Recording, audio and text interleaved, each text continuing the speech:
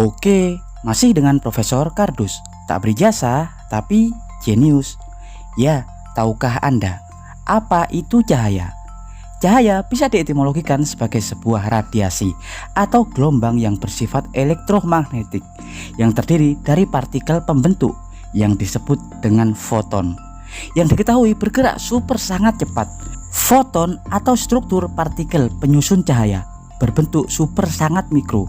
Foton tidak memiliki massa atau berat dan bergerak super sangat cepat, dan diketahui foton bergerak hingga 299.792.458 meter per detik atau sekitar 300 juta meter per detik atau 300.000 km per detik. Laju cahaya sangatlah cepat. Lantas, apa Anda pernah bertanya, dapatkah manusia menyentuh cahaya?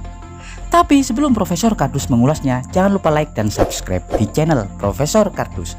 Tak berijazah, tapi jenius.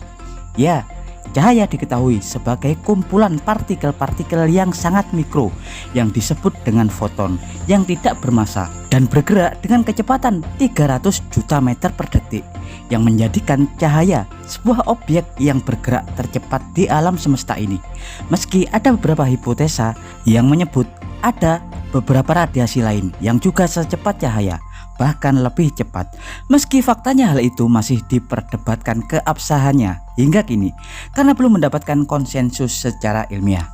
Ya, menjabarkan laju kecepatan cahaya berarti kita harus bisa mendefinisikan konsep dasar ruang, waktu, materi, energi, dan gravitasi yang dapat dijabarkan lebih dalam dengan teori mekanika kuantum, sebuah bidang keilmuan secara spesifik yang menjabarkan sifat-sifat dan perilaku materi dan cahaya pada skala subatom atau partikel-partikel terkecil.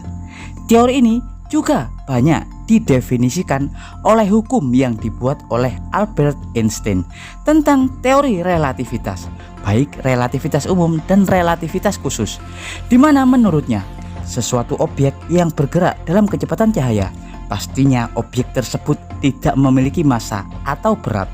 Hal ini bisa disimpulkan dari laju kecepatan cahaya yang merupakan hasil dari rambatan radiasi atau gelombang dari partikel-partikel yang tak bermassa dan bergerak sekitar 300 juta meter per detik, yang umum disebut dengan foton.